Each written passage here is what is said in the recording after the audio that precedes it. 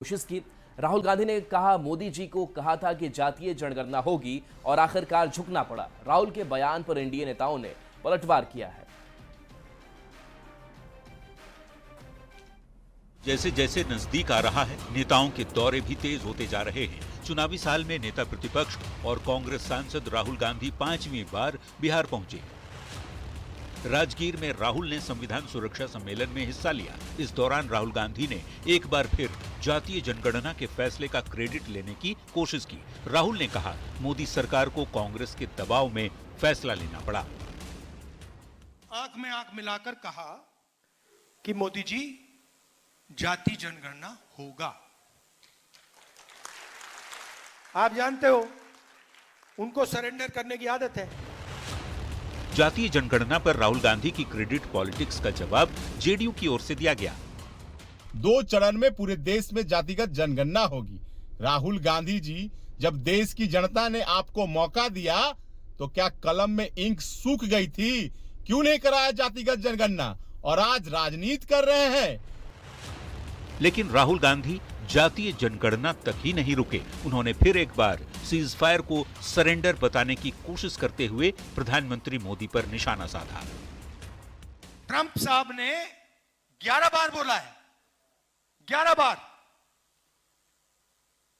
कि मैंने नरेंद्र मोदी को सरेंडर करवा दिया। 11 बार बोला है पब्लिक में। नरेंद्र मोदी जी चू नहीं कर पा रहे। राहुल के पीएम पर की गई टिप्पणी का जवाब बीजेपी प्रवक्ता कुंतल कृष्णा ने दिया। किसने किसके सामने सरेंडर किया था राहुल गांधी जी, ये तो इतिहास के पन्नों में दर्ज है। पर आपसे एक निवेदन है, कृपा करके भारत की सेनाओं के शौर्य पे प्रश्न चिन्ह उठाना बंद करें। चुनाव है तो सियासत होगी ही। जातीय जनगणना का फैसला मोदी सरकार ने लिया, क्रेडिट राहुल गांधी लेना चाहते हैं। इतना तक तो ठीक, लेकिन ऑपरेशन सिंदूर में भारतीय सेना का पराक्रम पूरे देश ने देखा। ये भी जग जाहिर है कि सीज फायर की पहल पाकिस्तान की तरफ से की गई, बावजूद इसके सियासी फायदे के लिए दूसरी बार सरेंडर की बात कहकर राहुल गांधी क्या मैसेज देना चाहते हैं, ये बड़ा सवाल है। न्यूज 18 के लिए राजगीर से रवि एस नारायण और पटना से संजय कुमार के साथ ब्यूरो रिपोर्ट। राहुल गांधी के बिहार दौरे पर बिहार की सियासत गर्म है। सत्ता पक्ष के नेता इस दौरे को केवल पर्यटन और नौटंकी बता रहे हैं, तो विपक्ष इस दौरे को महागठबंधन की मजबूती करार दे रहा है।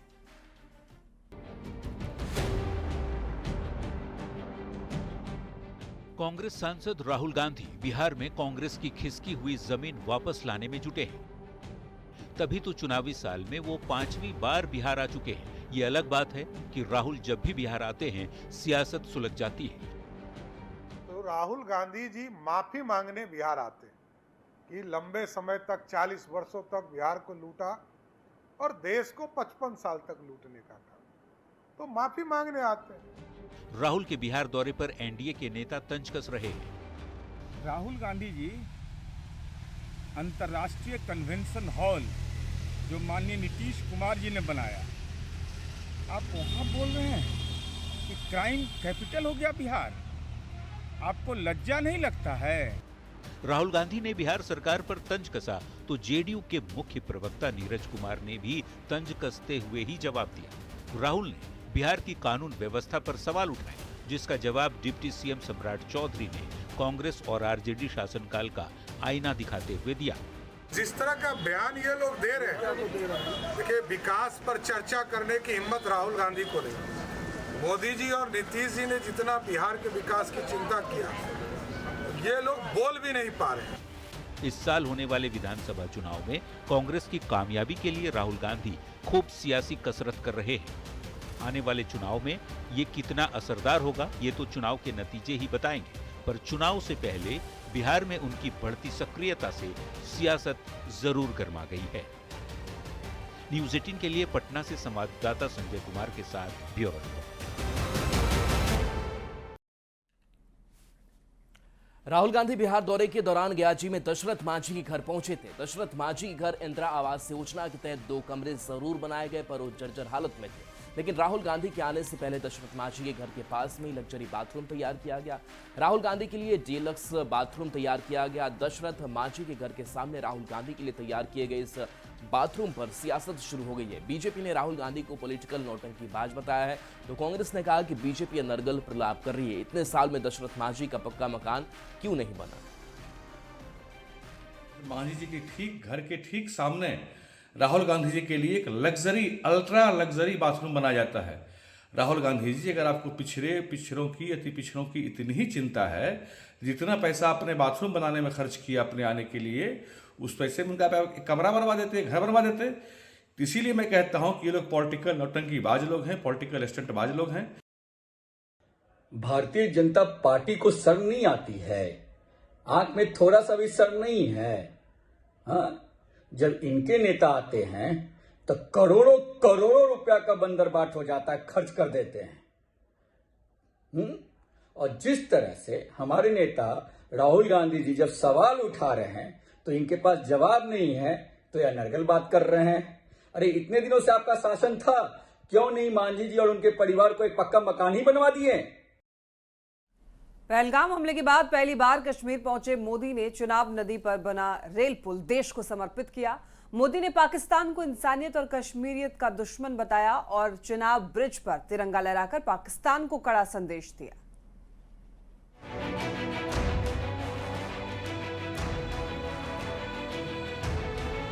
पाकिस्तान ने पहलगाम आतंकी हमले से जम्मू कश्मीर की फिजा में जहर घोलने की साजिश रची तो उसे लगा होगा कि इससे कश्मीर के विकास का पहिया थम जाएगा, लेकिन राज्य में विकास की रफ्तार और भी तेज हो चुकी है, जिसका सबूत प्रधानमंत्री नरेंद्र मोदी ने चिनाब ब्रिज पर तिरंगा फहराकर साफ कर दिया। 359 मीटर की ऊंचाई पर तेज कदमों के साथ पीएम मोदी तिरंगा लेकर चलते दिखे। उन्होंने दोनों हाथों से तिरंगे को गर्व से लहराया। ये नजारा न केवल भारत के गौरव का प्रतीक था, बल्कि पाकिस्तान के लिए एक सख्त संदेश भी था। इन तस्वीरों से ये साफ हो गया कि पाकिस्तान की कोई भी नीच हरकत भारत के आत्मविश्वास को तोड़ नहीं सकती। हमारे पड़ोस का देश मानवता का विरोधी, टूरिज्म का विरोधी, इतना ही नहीं, वो ऐसा देश है जो गरीब की रोजी रोटी का भी विरोधी है।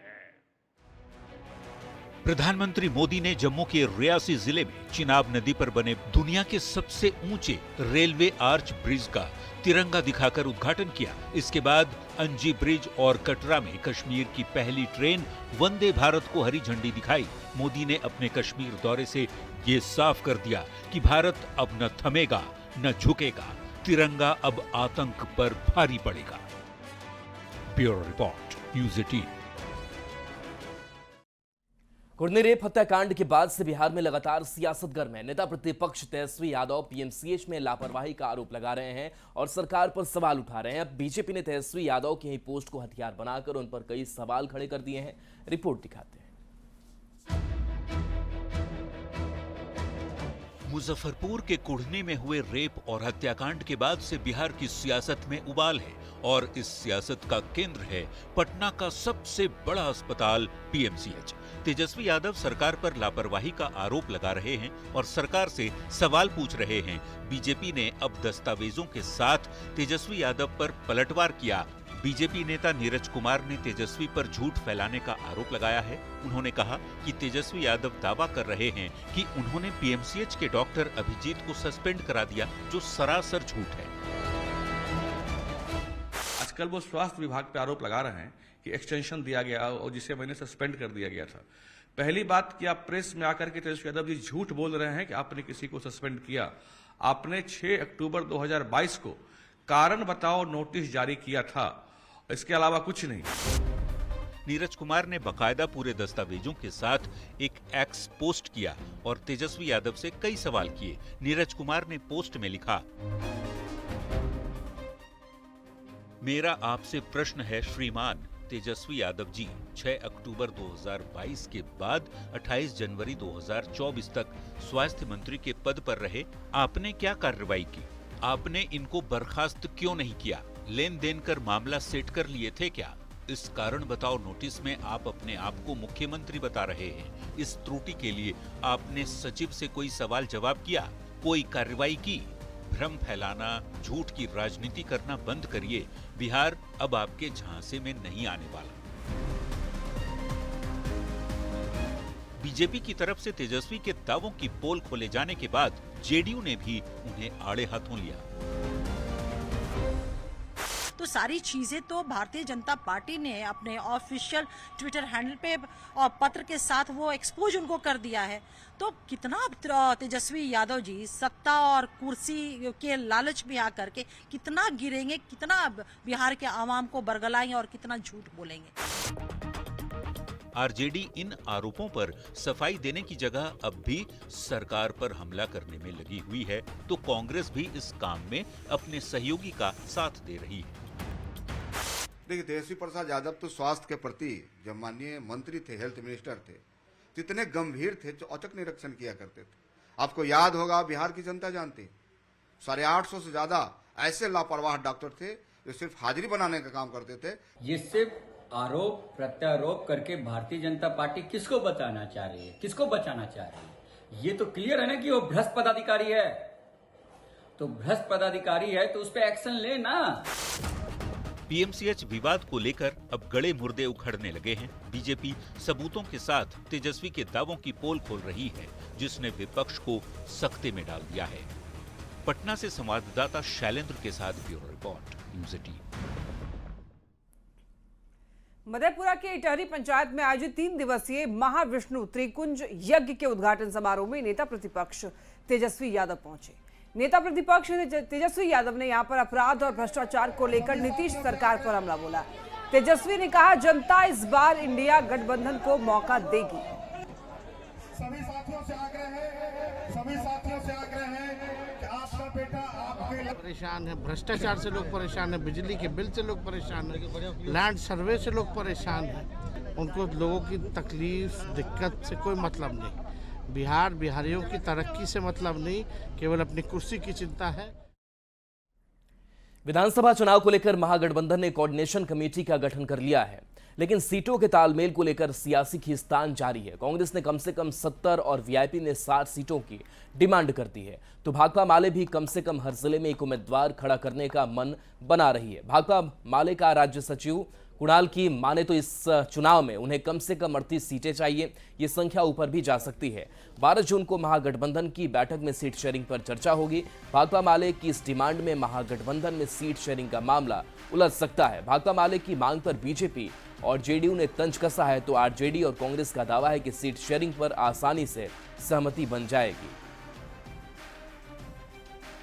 हम लोग तो चाहते हैं कि कम से कम हर जिले में माले का एक प्रतिनिधि कोई खड़ा हो, ताकि एक समग्रता में दिखे कि महागठबंधन का, इंडिया गठबंधन का चुनाव हो रहा है। तो इस बार हम तो समझते हैं कि जरूर इस पर विचार करके सीटों का जो बंटवारा होगा उसमें माले को ये संख्या बढ़कर 38 भी हो सकती है, 38 भी हो सकती है, उससे ज़्यादा भी हो सकती है। देखिए, गठबंधन में शामिल सभी दलों की अपनी अपनी तैयारियां चल रही हैं चुनाव को लेकर। हम 243 सीटों पर इंडिया गठबंधन के तहत चुनाव लड़ने जा रहे हैं। अभी आपस में ये बात कहीं नहीं हुई है कि कौन कितनी सीटों पर लड़ेगा, किन किन सीटों पर लड़ेगा। ये बात तो भी किसी मीटिंग में आई ही नहीं है। आगे इस पर जरूर चर्चा होगी और सभी दलों में समन्वय है, सभी दलों में सहमति है। देखिए, जो भी सीटों से संबंधित मामले हैं, सभी मिल बैठ करके समन्वय समिति की बैठक में फैसले हो जाएंगे। कोऑर्डिनेशन कमेटी का गठन होने से महागठबंधन के घटक दलों और उनके नेताओं की महत्वाकांक्षा कम नहीं होगी। महागठबंधन के सभी दलों की बड़ी बड़ी मांगे हैं। राजद खुद 180 सीटों पर चुनाव लड़ना चाहता है, कांग्रेस 100 सीट पर दावा ठोक रही है, लेफ्ट 65 सीटों पर चुनाव लड़ने की तैयारी में, वीआईपी भी बड़ा मुंह खोल रहा है। ऐसे में महागठबंधन के दल 350 से ज्यादा सीटों पर दावे ठोक रहे हैं और बिहार विधानसभा की कुल सीटें 243 है।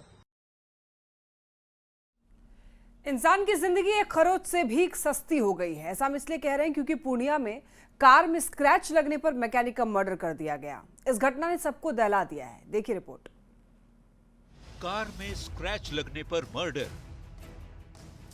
कार में लगा खरोंच तो ले ली जान, तार से घोंटा मैकेनिक का गला। ये खबर आपको परेशान कर देगी, लेकिन ये सच्चाई है। जिंदगी खरोंच से भी सस्ती हो गई है। पूर्णिया में ऐसी ही हैरान कर देने वाली वारदात सामने आई है।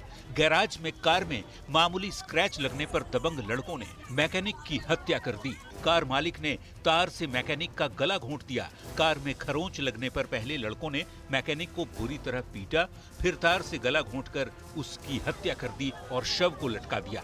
घटना कृत्यानंद नगर थाना के चेथरिया पीठ चौक की है। परिजनों का दावा है कि राजू मेहता ने विपिन के गैरेज में अपना कार धोने को दिया था। कार धोने के बाद जब विपिन उसे बैक करने लगा तो कार पीछे खड़ी ट्रैक्टर से जा टकराई और उसमें खरोंच लग गई। इस बात से आक्रोशित राजू मेहता ने पहले तो उसकी पिटाई कर दी, फिर 5 लाख की डिमांड की। विपिन ने दूसरे दिन कार ठीक करवा देने का वादा किया। बावजूद इसके रात के अंधेरे में कार मालिक के साथ 3 लोग आए और विपिन को मौत के घाट उतार दिया। बोला करके इसको ढड्डी गिरा करके ताला मार दिया, उसे चाबी ले करके चाबी दे करके ताला मार के अंदर में फांसी लटका दिया मेरा बच्चा को। मारपीट होके उसका जो है कि मृत्यु हो गया। बाद में ये जो है कि गला में रस्सी बांध के उसको लटका दिया गया। सवेरे जो है कि अभी नगर प्रशासन दल के साथ सवेरे से है, अभी रोड जाम किया गया था पब्लिक के द्वारा। इस जघन्य वारदात के बाद आक्रोशित लोगों ने आरोपी राजू मेहता को पकड़कर उसके घर ले आया और उसे भी मारने की कोशिश की, लेकिन पुलिस और स्थानीय लोगों की पहल पर किसी तरह लोगों के चंगुल से उसे छुड़ाकर पुलिस ने गिरफ्तार कर लिया। आरोपी को तो अरेस्ट कर लिया गया, लेकिन इस घटना से बड़े सवाल उठ रहे हैं। बिहार में मामूली विवाद में मर्डर क्यों हो जाता है? क्या इंसान की जिंदगी स्क्रैच से भी सस्ती हो गई है? कार में लगा खरोंच तो ठीक किया जा सकता है, इंसान की जिंदगी का क्या? आखिर ऐसे दबंग लोगों का इलाज क्या है? न्यूज़ 18 के लिए पूर्णिया से कुमार प्रवीण की रिपोर्ट। समस्तीपुर में एसटीएफ और पुलिस की टीम ने निलंबित एएसआई सरोज सिंह के घर पर छापेमारी की, जहां से भारी मात्रा में हथियार बरामद किए गए। एसटीएफ ने सरोज सिंह सहित 5 लोगों को गिरफ्तार किया। ये रिपोर्ट देखिए। समस्तीपुर में हथियार तस्करों से मुठभेड़ के दौरान बिहार एसटीएफ को बड़ी कामयाबी मिली। एसटीएफ और जिला प्रशासन की टीम ने निलंबित एएसआई सरोज सिंह को अरेस्ट कर लिया है। सरोज सिंह के घर से भारी मात्रा में हथियार और कारतूस भी बरामद हुए हैं। पुलिस ने सरोज सिंह के घर से एक AK-47, एक इंसास राइफल, एक मैगजीन, एक दोनाली राइफल सहित भारी मात्रा में कारतूस जब्त किए हैं। इसके साथ ही 1 करोड़ 10 लाख के जमीन के दस्तावेज भी जब्त किए गए। निलंबित एएसआई सरोज सिन्हा और उसके साथ साथ कुल 5 लोगों को इस कार्रवाई के दौरान गिरफ्तार किया। पटना में भी सरोज सिंह के ठिकानों से अकूत संपत्ति का खुलासा हुआ है। गर्दनीबाग में छापेमारी में 3.5 लाख रुपए कैश मिले हैं। रूपसपुर में छापेमारी के दौरान 2 करोड़ रुपए के एग्रीमेंट मिले हैं। वहीं दानापुर में रेड डालने के दौरान 11 लाख रुपए के जमीन के पेपर के एग्रीमेंट मिले।